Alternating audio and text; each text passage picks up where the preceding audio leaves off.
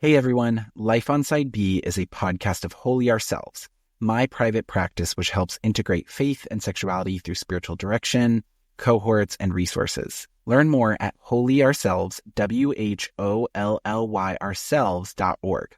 Before we start, we have another listener message. If you would like to record a message yourself for the season, there is still time. Go to lifeonsideb.com/final season. Remember, only share details about yourself that you feel comfortable being published on this podcast. Thank you again to this beautiful soul for sharing. What do you do when you become one of them? The them who are opposed to God, abhorrent and proudly proud? Don't they know that pride was the first sin and is the root of all sin? What do you do when you have spent 4 years and thousands of dollars on an education so you can give your life to minister to others and share the hope of Jesus that has changed everything for you? And now you feel like a complete hypocrite because you are one of the unrepentant sinners who have no place in the church, let alone in ministry. What do you do when you can't tell your mentor, who has been a second mom to you and a spiritual guide the past 7 years? And so you decide to end the relationship with no explanation, because it's easier to end things before she finds out you are one of them and feel you can't face the shame and rejection that would follow. What do you do when you find yourself questioning everything you've built your life around for the past 8 years because you realize you are absolutely, undoubtedly one of them? The day I finally realized and admitted to myself what has always been true, but I have shoved down, pushed away, and ignored in a multitude of ways, the fear I felt was unexplainable. I pulled up my laptop and Googled, "Can you be gay and Christian?" Let's just say that Google search is not one I would recommend, especially for a 24-year-old who just realized that they are very, very gay, but also very, very much a follower of Jesus. But one search result proved to make the whole smorgasbord of homophobic rhetoric worth it.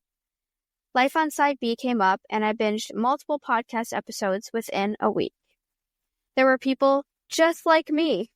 I genuinely thought I was the only one, the only person in the world who loved Jesus desperately, but also loved people of the same sex.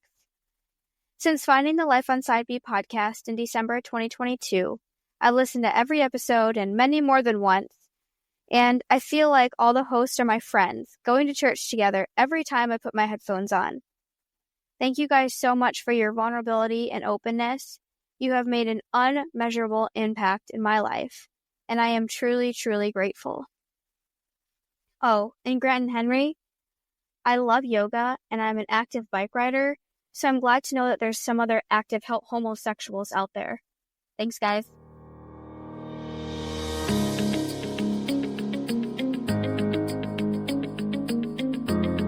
We're finally back. Hi, everyone. Hey. Hi, friends. Hi. Hi. This is Josh, and back with you. We're just continuing this final season, and this is my episode. This is the episode that I have chosen, so many of you already know what topic is coming because we've gotten a lot of things written in about this. We're going to talk about polyamory, and I have two beautiful people who, if you've listened to the podcast before, you know and have heard. We have Lynn Melone. Hello, Lynn. Hello. Love seeing you and hearing you. And the beautiful Darren Calhoun. Hi, Darren. Hey, everybody. Hi. We were just talking about how you guys have both been on multiple episodes, but I told Lynn I had a fact to share with her. And I actually calculated, Lynn, and you are the guest who has appeared on Life on Side B the most. Yes. Of all people. Talk about anything, anytime. I love it. Yes, I'm actually going to look up here because I was calculating it, and I think the final count was where was it here? You've been on 4 episodes, and right there you hit it. There you are. So congratulations. So it is 5 then? This will be 5. This is 5. Yeah. Nice. There you go. 5. So that's a wonderful, wonderful If it was number. Saturday Night Live, I'd get a jacket or something. I know. Yes. Yeah. We give you our warm appreciation and love. Yay. Yay for warm fuzzies. Yes. By the chance that people have not listened to those 5 episodes, or in your case, those 3 episodes, Darren, could you guys just give a short reminder who you are for your listeners? Lynn, you want to go first? Lynn. Sure. I'm Lynn Melone, pronouns she, her, identify as gay, ace, queer, and I live in an intentional community in San Francisco called Church of the Sojourners with some other queer and straight and celibate and married people. And I work at Catholic Charities during the day in the homelessness prevention program. So that's my retirement job. I retired from teaching, and I'm doing that. Yeah. Nice. Love it. Ugh, Yes. it's a beautiful community you all have. Absolutely. Mm-hmm. Darren, what about you? Sure. Hey, everybody. My name is Darren Calhoun. Pronouns are he, him. And I am joining from Chicago, where I serve as digital pastor at Urban Village Church. I also have been part of the Q Christian Fellowship board of directors for a number of years. And I am co-host of the podcast, the multi-award winning, I might add, podcasting. My God. Yeah, we won like 3 awards this season. You beat Oprah. We beat Oprah, right? Like, Stop. but the name of the podcast is Second Sunday. Okay. But yeah, it's been a wonderful journey, and just to put it in that personal space, I've been all over the side A, side B, side C, side X spectrum when it comes to personal belief, practice, religious community, and so yeah, I've really appreciated the opportunities to be included in this space. Yeah, we really love your voice and like all the stuff that you have shared wisdom with us on. And we're here for another topic. We're talking about polyamory. And I guess to start, my first question would be to both of you. How would you, first of all, define polyamory? I think that's a great place to start. And maybe like, why is this something you would want to talk about? Why are you here? And however you want to bring in that. Yeah, I can jump in here. So the simple term I like to use is just poly, multi, and amory love. So multi-loves. And the place that it makes the most sense to me is that in English, we have one word for love, and in other languages, many other languages, there are multiple words for multiple kinds of love. And to me, polyamory presents not just this idea of maybe the way it's portrayed in popular media, where it's about, this is about having sex with a bunch of people, but instead it's a concept of love that is not scarce, and of connection that is, in our modern context, connection that resists some of the values of ownership and scarcity and patriarchy. But I'm getting deep already, so I'll hand it over to Liam. What would you jump right in? Okay, well, for me, polyamory first means the throuple next door and their baby. Yeah.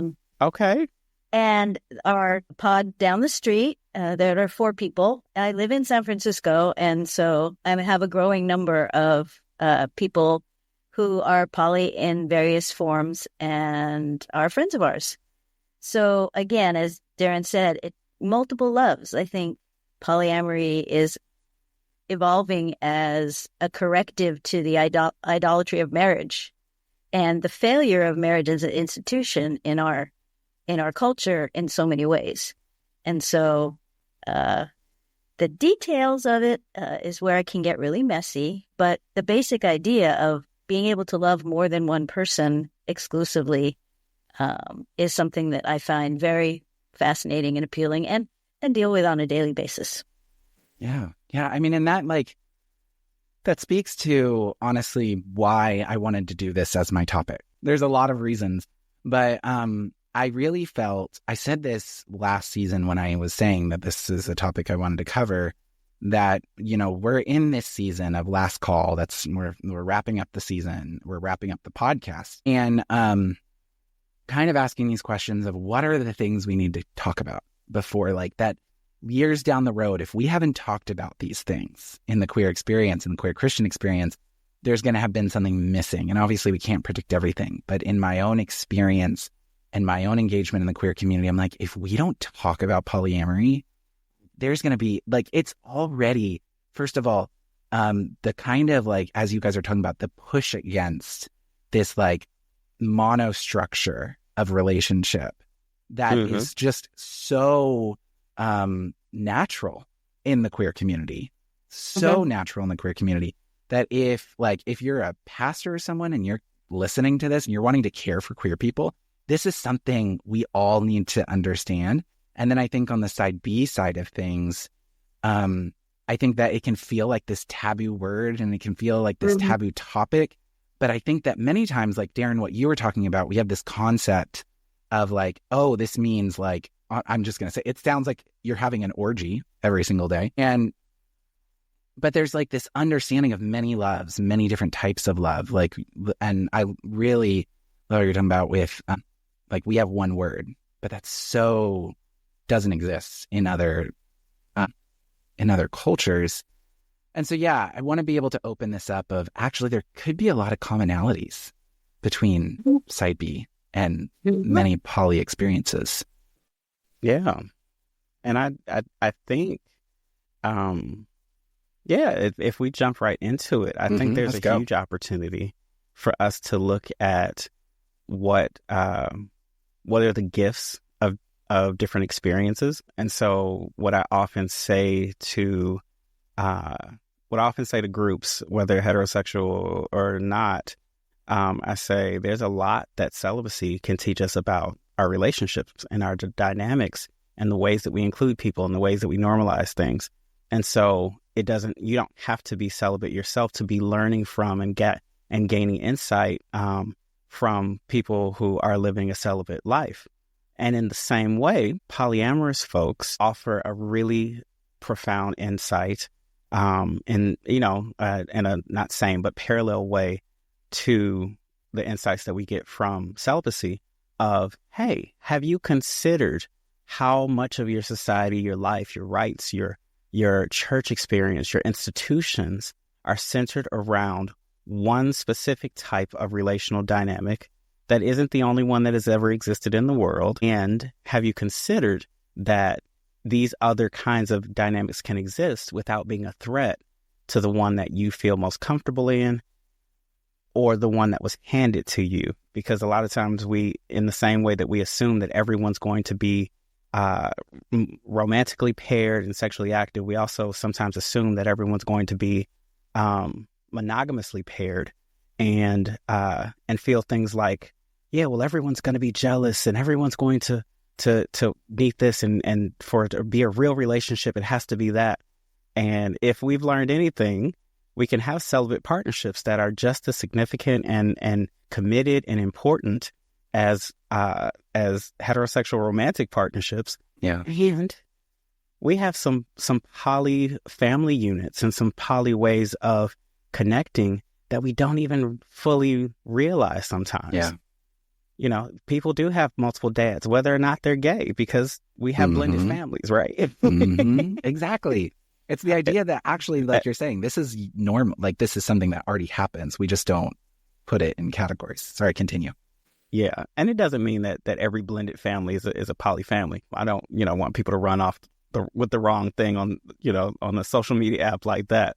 But it is to say that even when we uphold maybe what you might consider traditional or typical ideals of what has often been termed the nuclear family, even when that's your ideal, we know that families thrive in multiple configurations. And I think that's part of what we're hoping to look at today. Yeah, 100%. Lynn, any thoughts off of that? Yeah, I think that polyamory gets misread as promiscuity, and the two things are not the same. And I think, as Darren was pointing out, there are a number of celibate family structures that aren't just two people. I mean, we sometimes joke in our community that we're a mostly celibate polypod because there are 7 people committed to each other for life. Right. Blending our economics, sharing cars, sharing houses, living together day to day, taking care of each other when we're sick. 2 of them happen to be legally married to each other and sleep together. The rest of us are celibate. And that's not a model that a lot of people get to hear, but it's a model that, as Darren was saying, lots of people might benefit from. Yeah. Yeah. I think it was really, it's been a growing process for me, especially being in partnership, because, I think first of all, when you take like the married understanding, and talking about that idolatry of marriage, we've gotten into this false narrative that that person is supposed to fulfill all of your needs, not only sexual, but like emotional, everything. And it's like, no one can do that. No one can. And so you have these people who are in marriages in their like small, like suburban home, and they're miserable and they are lonely and they don't have other people, but they need other people. But we've created this idea. And I think one thing that a caution I always put with people with celibate partnerships is, conservative critics like to say, oh, you're just trying to play house at marriage. And sometimes the natural idea of marriage we have can make you as a partnership think you need to go that way. Like you need to be in that same thing where this other person needs to fulfill all of your needs. And I think it was really helpful for me when someone kind of shifted the perspective on celibate partnerships for me of, this is not a sexual relationship. So there isn't a exclusivity. In maybe some ways, maybe specific things, but more of a prioritization. Like the ways that we prioritize people differently, maybe at different levels, but also just simply in different ways, that it releases to understand that there is not one person who can meet all of those things. And also, I think the other part that I've discovered is it's that understanding of, different people bring out different sides of us. That understanding of like, because of relationships and because of the committed friendships, committed partners that I have been able to create relationships with, other people get to see parts of me that those people bring out. And that's kind of been, and I think then as I've met people that are in different poly, families, as you said, Lynn, like friends that are in thruples or in other kind of structures, intentional communities that kind of take on a poly dynamic, giving that language to me, which I think, some people, I want to say, if you're a listener and you're listening to this and you might feel discomfort, first of all, that's totally fine. This is kind of like, this might be new territory for you, and that's fine. And you might be saying, well, that just sounds like friendship. And it's like, but yes, but I think that for me, it was this allowing friendship to take a much more committed, intimate place that the word friend just doesn't carry in our culture. Yeah. And I think that idea of friendship and how we negate the importance and the value of the connection and the relationship when we say, oh, that's just friendship, or that's just this other thing other than marriage, not realizing we've created this hierarchy of what relationships are valid, what relationships are important. And, I think I've talked about it often where I had the opportunity to experience and to kind of see what happens when a very close friend suddenly goes away. I had a friend, he lived in close proximity across the street from me, and due to his own challenges in life, just up and moved overnight to another part of the country. And I remember relaying like how impactful it was to people, and people were like, oh yeah, friends, sucks to be you. And it wasn't that they were intending to be dismissive. It was more so, I know that if I'd said my significant other, my partner, my spouse up and moved across the country overnight with no warning, that they would have had a completely different response. They would have been empathetic. They would have been crying with me. They would have had the capacity to weep with those who are weeping.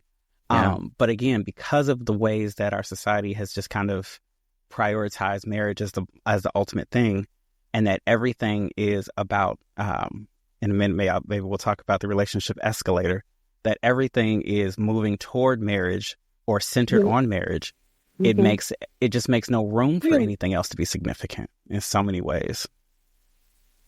Oh my gosh, yeah, I need to hear. I've never actually heard that phrase of the escalator, so we definitely need to talk about that. Lynn, did you want to respond before I do the escalator? No, go ahead. Take us up Go the ahead. escalator. Let's go. And I'm trying to do a better job about quoting my sources.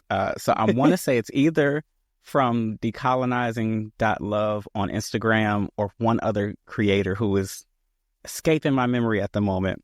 But both of those Instagram pages talk a lot about polyamory and specifically getting off the relationship escalator.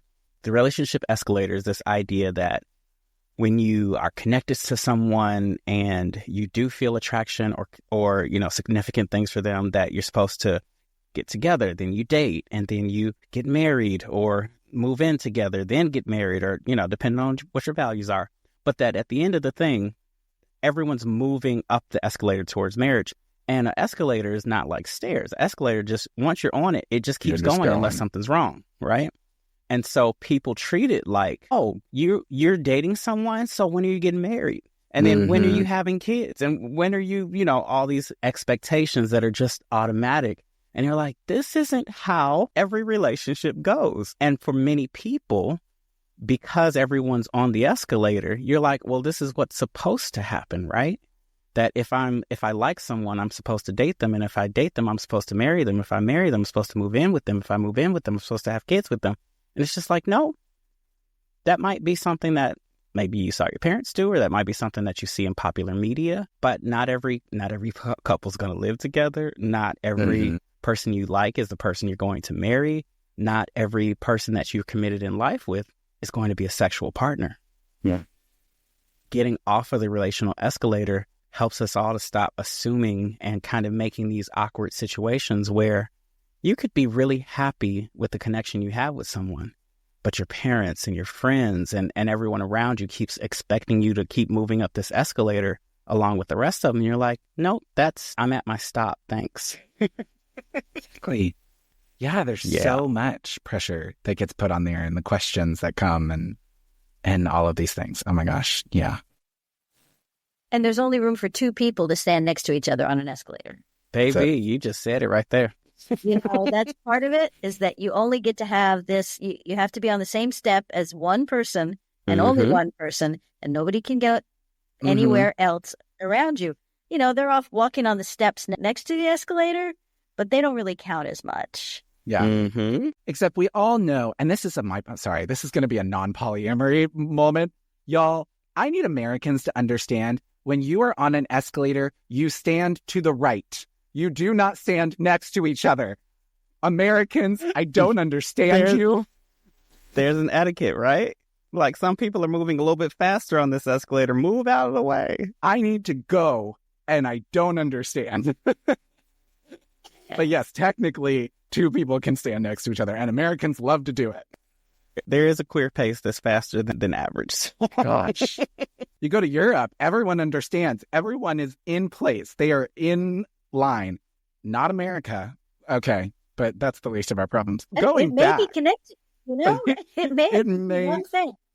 It may be connected, but I love that. It just might. Yeah, because it is really true, and there's the pressure of that. And then I think it's this idea that I think it's one of the things that I have actually surprisingly loved about my personality, that jealousy. I thought for a long time there was something wrong, that I wasn't very jealous, and I didn't have a problem with it when, like, my significant other, I definitely have abandonment issues. I'd be afraid people would leave. But I realized, yes, 100%. But then when I realized, them having care and love for someone does not mean they're leaving me. That shifted so much. But it's been interesting to see people who like as I'm in relationship and things, and there's people that are important to my partner and people that are important to me and like people we do life with, and people are like, does that not bother you? And I'm like, no, it doesn't. But I think it takes the understanding of clearly understanding what am I and this other person building together, and what is needed for that. And I've working on my own fears, because I really think so often what we experience as jealousy is the fear of abandonment. It's the whole thing there. At least maybe it's just my experience, but that's where I've found a deep connection.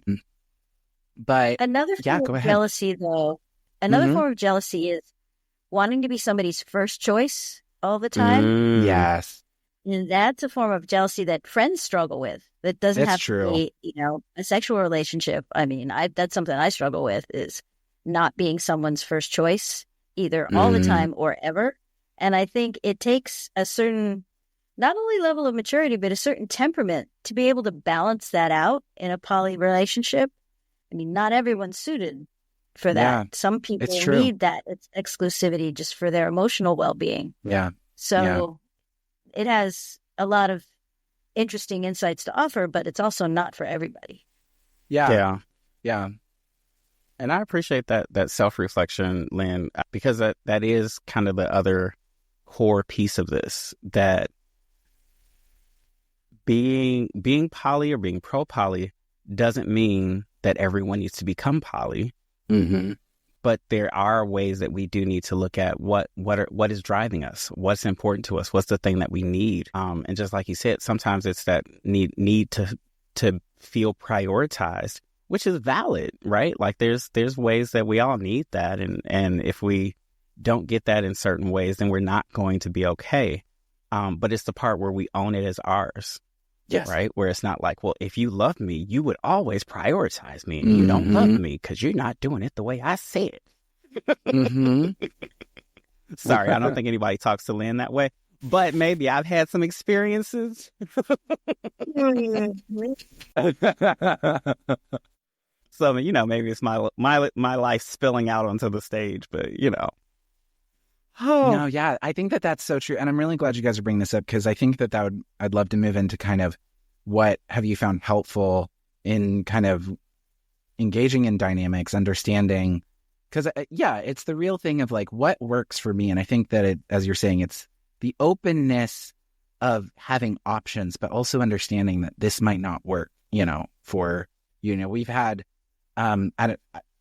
different people in different kind of levels of committed friendships and marriage, even while married, and having committed friends and people that live with them and people of this. And I don't know if they would use this language for it, but it's like, it's the idea that there is an openness of how we do community and how we do commitment. But obviously, as you're saying, there's a lot of dynamics that go into it. I found like communication, communication's everything, but at the same time, like there has to be conversation about, what am I wanting? What am I looking for? But what have been some of the things you have found in like exploring relationships and things for people in these dynamics? Yeah, you've hinted at it, I think, and I think it's come up in some ways already. One of those assumptions that people have is that everybody in every poly dynamic are sexually active.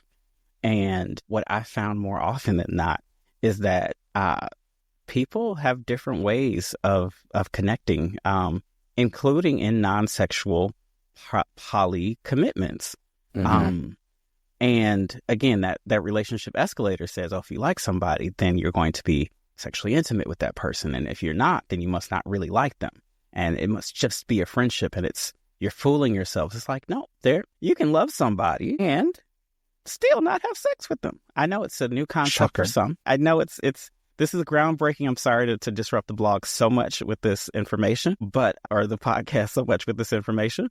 But that's one of the things that I think polyamory also invites us to consider, that we can have a significant connection with somebody. It may not be sexually intimate, and you might still be, there are people who might be listening to this who aren't celibate, and there are lots of ways that people show up in significant connection. And I think, again, that this is an opportunity to look at that.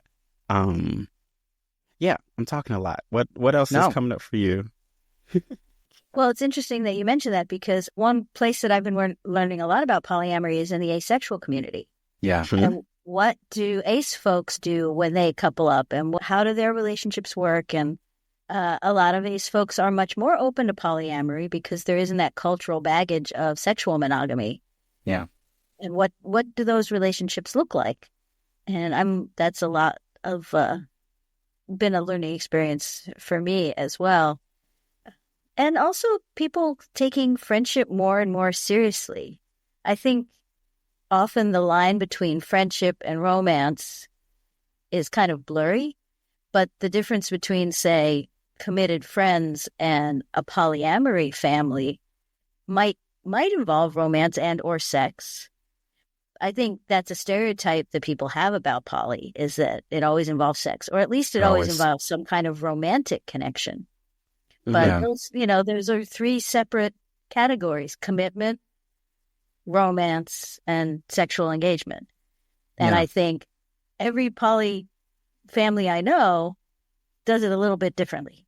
Different combinations of, there are some who have ace members, some who don't, some who have aromantic but sexually engaged members, and some who don't. It's like there's something for everybody. Yeah. Crazy. Yeah, that I love that you named the ACE community and the ACE experiences in this, because it's another version of, oh well, we assume if you're ACE that you just don't need anybody. No, it's not how any of this goes. If you're ACE or ARO, you still have needs. And I like it. It reminds me of a friend who is they're in a committed long-term relationship, and one of the partners is both ACE and disabled, and their disability makes physical intimacy something that is not. It literally will knock them out and harm them for weeks at a time.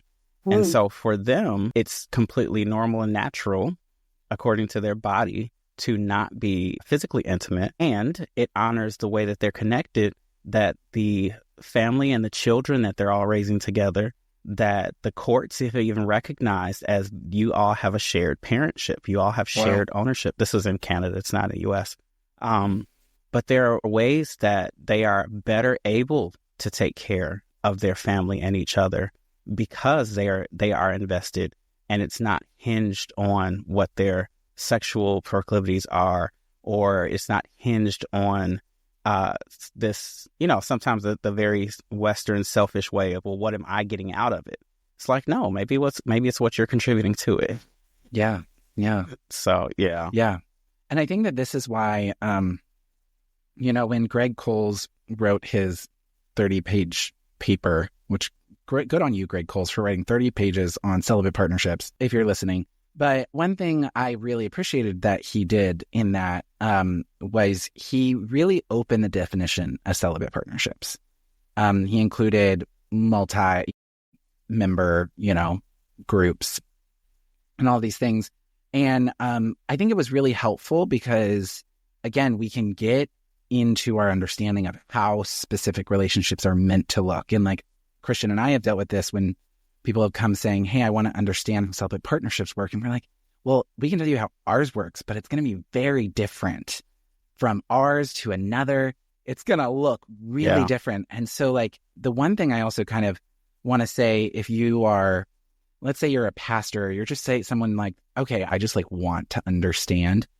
You've heard us say this a billion times already, and it needs 1,000,000,001 of like, it starts with just understanding the context of the person in front of you.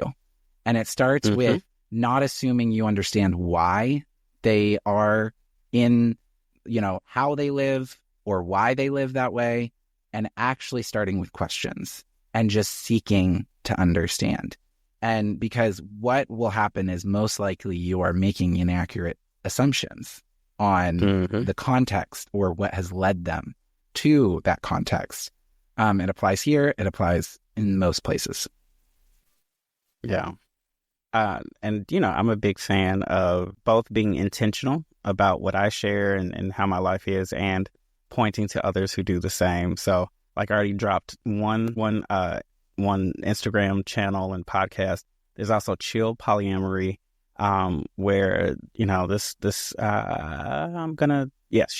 where this woman is doing this great job of unpacking the social implications, you know, connecting it back to what we see from colonialism, connecting it back to what's not firmed up and solid in us emotionally, and how we become reactive to some of that. And the fact that polyamorous people do get jealous. Polyamorous people do cheat and are capable of cheating. Like there's so many levels to this that there's a learning opportunity, and there's a way for us to disengage. I feel like I'm harping on this. I probably need to sit with that, but it's like I feel like monogamous couples are freer when they've had the space to deeply consider what their relationship is.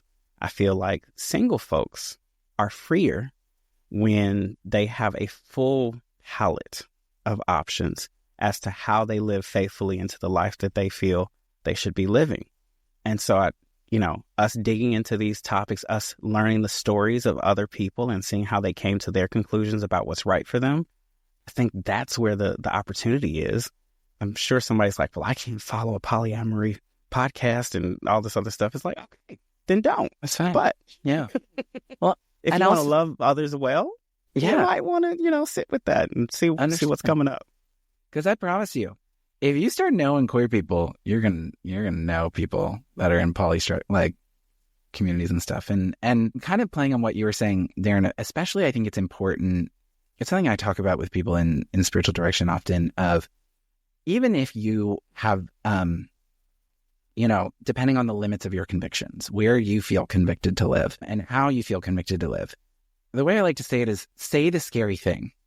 Be willing to say the thing. It doesn't have to mean that's how you're going to live, but unless you say it, unless you can find the place to, like you're saying, in a married couple, say, what is this? And what would we like this to be? And it's okay if it doesn't become that. But as long as it's not vocalized, it becomes a ghost and it just becomes haunting. And so I think that, like you're talking about, having this freedom, even just to be able to name what you wish this could be or how you wish this could be, releases a lot of power. Lynn, anything on there before? Because I have another question, but I wanted to see.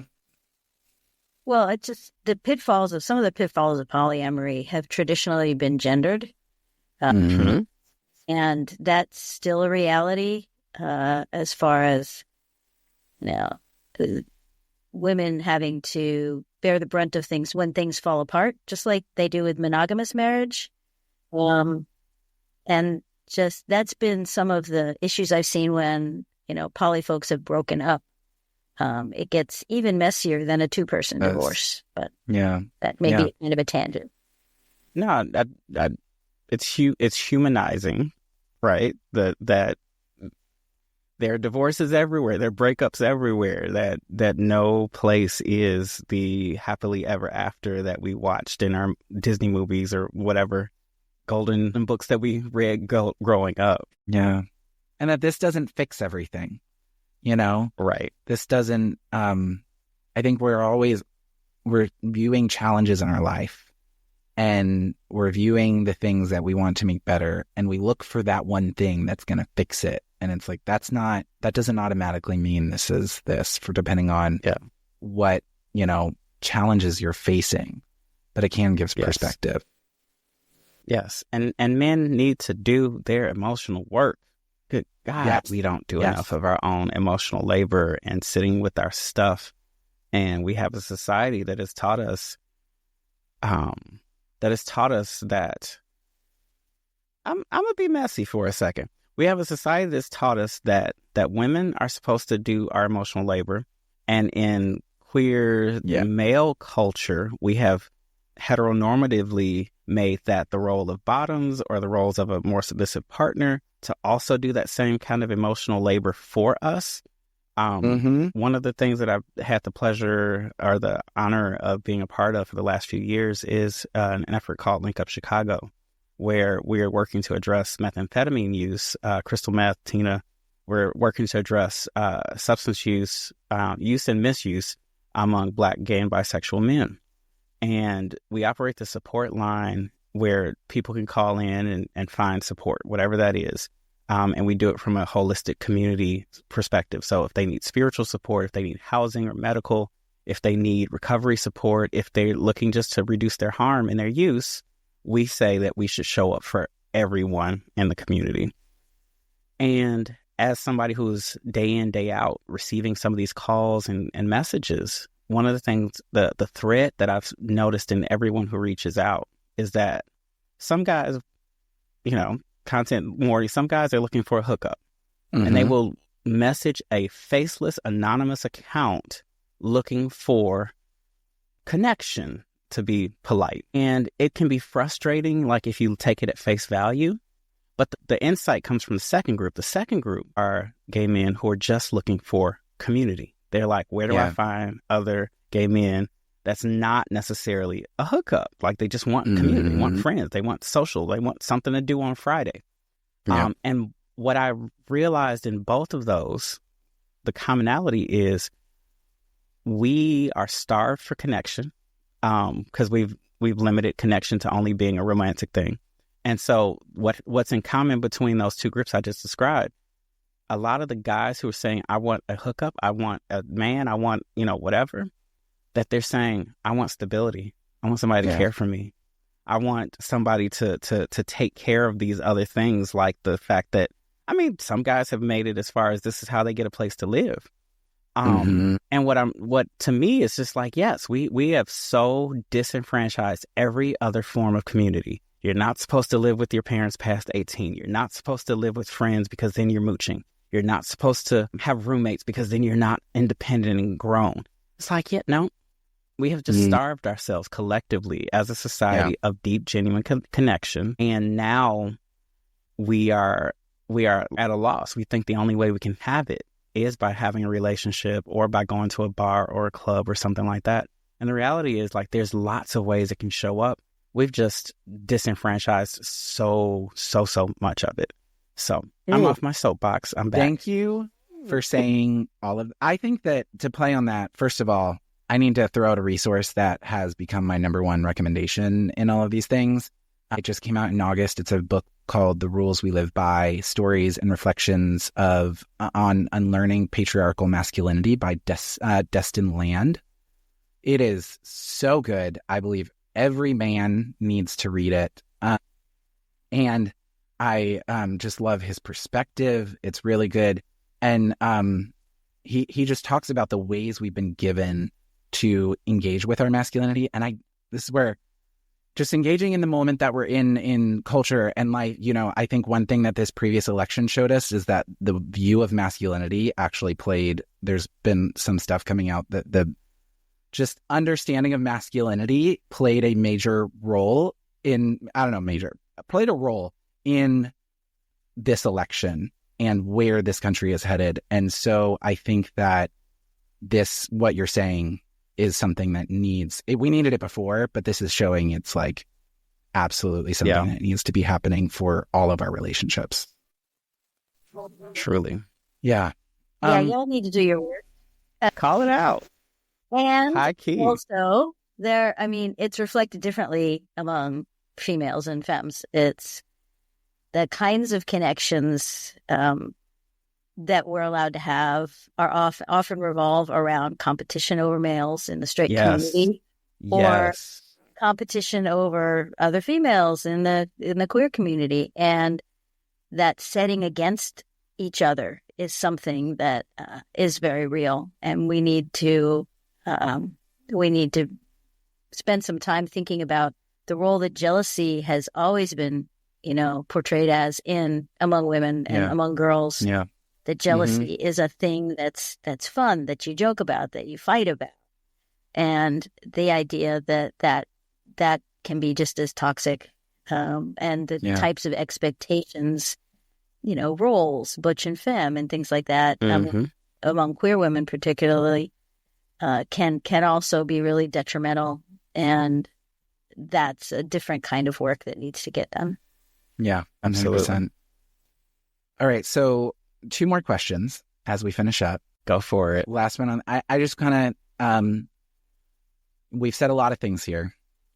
It's okay to say if you want to say something new or you want to repeat something we've already said before. But if you want to push like one main takeaway you wish people could take from this topic, what would you want to emphasize? Oh, go for it, Lynn, because I've been on a whole soapbox. I think one of the reasons I agreed to this conversation and was interested in the topic was that I think a lot of people equate polyamory with promiscuity. And so why even talk about it in a side B space?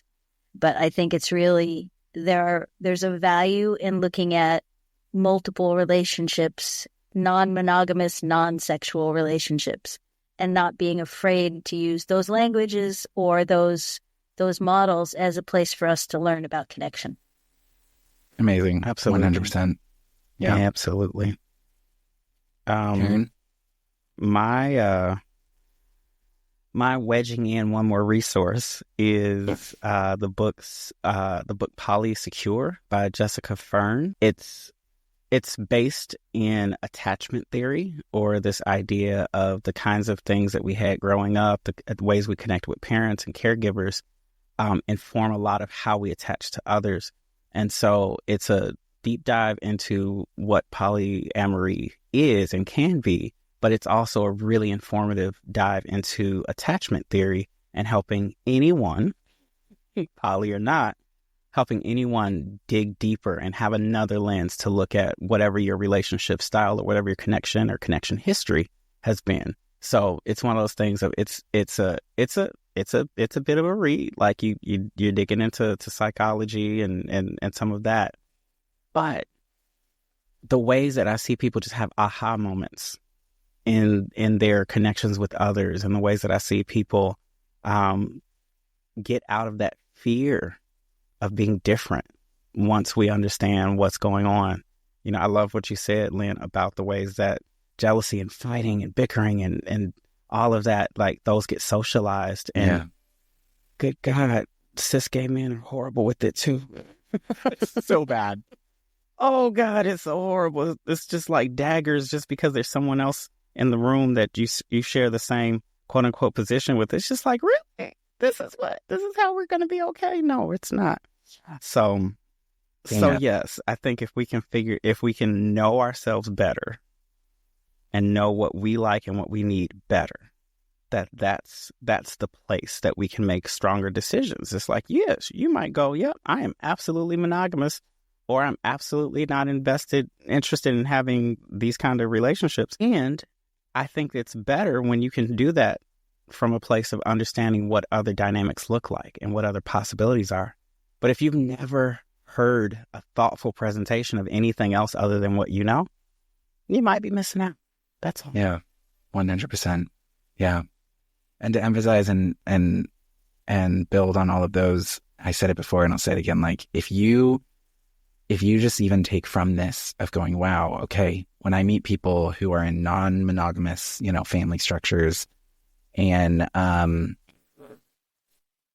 I don't automatically know what their life is like. I don't automatically know exactly what any of this, why they're in this, structure, what this structure is even like. And so beginning with curiosity is going to be the greatest tool for caring for LGBT people, because I promise you, if you want to care well, Darren said it earlier, if you want to care well for LGBT people, this is a part of queer culture, and it's not new. It's been around for a while. So please do that. Please begin with curiosity. Last question. Since you both have been on the podcast before, Lynn, our most, 5 episodes, just reflecting on, some of the topics that we've talked about. I know with Lynn, you were on, here we go, I have it. So we had you on for intentional community. The next one was like a question and response one. We followed up on that with a question and response episode. And then we did QCF Live on thriving. What does it mean to thrive as a queer person, side B person? And then the side B during Corona and the life, the follow-up from that. So multiple different things, a lot around community. I remember we were constantly talking around community. And this has been the first time you appeared. You were on the second episode ever of the podcast back in 2019. So it's been 5 years, more than 5 years. What do you feel like you've learned since then? What would you say is like a thing you've learned since you've been, maybe something that's changed in your view or built on your view? I think one thing I've learned from listening to the podcast and being on the podcast with other people is just how diverse the Side B community still is and how many different ways of looking at Side B there are. And I think a big part of that for me has been exploring, figuring out that asexual was a thing and that was a thing that was part of my experience and seeing how that intersects or doesn't intersect always with folks on Side B. And yeah, that's probably the language and the experience and the having that language for my experience is one of the biggest things I've learned in the last 5 years. Yeah. Amazing. Yeah. And I'm so glad because that was like one of the hopes and dreams of doing this podcast was to have that and display that. So I love that. And with Darren, we talked about race and queerness during 2020. Mm-hmm. And then we did also a QCF Live episode on queer Christian solidarity, which I remembered we recorded that as January 6th was happening. And I don't know if you remember this, but Grant and I have it like embedded in our memory that we were all recording and we had put our phones down, and then the entire Life on Side B co-host team was like messaging us like, what is happening? And then we came out of that recording going, okay. Anyway, Grant and I have talked about it on this podcast multiple times. So that was happening, but that's really not the topic. Now I'm going to have to process that all over Sorry. again. That's airing again. January. So queer Christian solidarity and race and queerness. I mean, obviously, we talked about that during 2020 and stuff, and now we're here. But what maybe in queer Christian solidarity and all of it, what are maybe some things that have stood out that you've learned in the last 4 years? Yeah, everything connects. That's just the way my neurospicy brain works, right? So you see the patterns, you see the ways that poly people and ace people are talking the same conversation from the perspective of, I've thought a lot about what I'm going to do about sex. You find that celibate folks and that non-monogamous folks have thought a lot more about sex than the mainstream narratives. You found that Black and Indigenous and people of color, people who have not been able to ascend into or assimilate into whiteness as default, that we've thought a lot about what it means to be on the outside. And I've seen over and over again how we as a society who have been impressed upon with the values of colonialism, domination, violence, power over, that we will use those same tools to try to manipulate and control each other. For me, I've been on quite a healing journey. Like I said at the top of the podcast, I have had an assortment of experiences, an assortment of places where we've like tried to do proof testing and well, you're not really this and you're not really that. All these things that, valid or not, it is more so how are we going about doing this? How are we going about being in the world together? And are we doing it in the way that keeps us constantly on edge, that keeps us constantly on defense? Or are we moving toward things that will help us to to be at peace, to be at harmony with ourselves first and with people around us. Now, this is not, to be clear, this is a not all sides matter. This is a not everybody's free to disagree. This is not, I don't care who you voted for, because I do, and I'm asking. Oh, I saw that. I saw that on Threads. Oh, yes. I need to know who you voted for. I need to know what you believe about queer people and their faith and their eternal souls. I need to know a lot of things. But me knowing that is because I want to figure out how we all can exist together. I want to figure out how we can all be okay. And it's just increasingly clear that to do that really does, it takes an awareness, an intellectual awareness, which is the front part of the brain of what's going on and what's out there. But there's also an emotional intelligence, the lower part, the back of the brain, where when we're in fight or flight and we're in survival, that frontal cortex, that logic part of the brain shuts down. And for so many of us, we are trying to respond to some of these deep emotional needs of security, of attachment, of feeling loved, of belonging, by logicking our way through, well, this is the most right way to have a relationship. This is the most right way to be biblically true. This is the most right way to honor God. And I really am suspecting that all of this comes back to, we just want to be okay. And people make some horrible decisions out of that.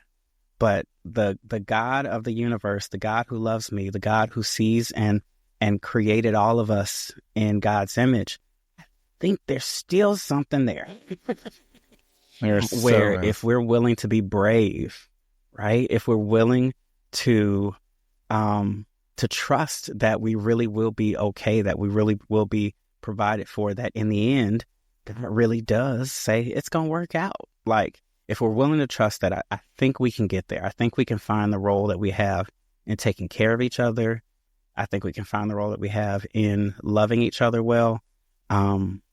But it's a mess everywhere. Polyamorous folks are a mess. Justice-minded folks are a mess. "Quote unquote," the left is a mess. We just know it. We don't even pretend. It's like, yeah, I don't like half the people in It's like everybody get on my nerves, but I want them to have the food that they need, the clothing, the shelter, and the health care that they need, right? Yeah. So it's just like, yeah, there's a lot. Yeah. There is a lot. There's a lot. But I do really feel like if we're authentic with ourselves, if we prioritize us, our own needs, that we can make room for everybody. There's room for us all. I've got a band called The Many where we sing a song about it. I love it. Check it out, everyone.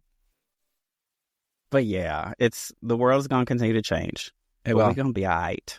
Yeah. As we wrap up, that reminds me of Dan Kita, one of the pastors in my church. He defines that our enemies are people. We define people as our enemies when they threaten our belonging, security, and significance. And that when we can understand how we feel those are threatened, or how, that's normally where we attack and also where we feel threatened. Right. And the more we can be able to acknowledge that and engage in it and find safety in those things, and is when we can find. But thank you for all of those. Thank you areas. for having me. Yeah. It's good to you two are friends. I'm hoping I'm not putting y'all on blast, but I really have so appreciated both of you in my life and in my journeys, and both publicly and privately. It's just like it's people who can show up and love you exactly as you are. I don't know. There's something Christian about that, right? It's crazy. Yeah, that works. Yeah. Yeah. It's the ability to show up and the ability to hear. And I'm so thankful for both of you. I just want to say, especially as we're finishing up Life on Side B, how much I have learned from each of you. And I am humbled by each of you and your voices. And I know I'm going to continue learning from each of you. And thank you for the ways you two are continuing to show up when you have every reason not to. There's always the reason, and yet you do, and that's beautiful, and I'm so thankful for it. And everyone listening, I hope that this has been helpful. I hope where you have been able to where you've felt discomfort, that's okay, where you can acknowledge it and you can like just allow to get curious about it. Get curious. Why am I uncomfortable? What's making me uncomfortable? And begin to learn. And if you take anything from that, being able to have curious about yourself in this conversation. Thank you all, and we'll see you in the next episode. Bye, everyone. Thank you, Josh.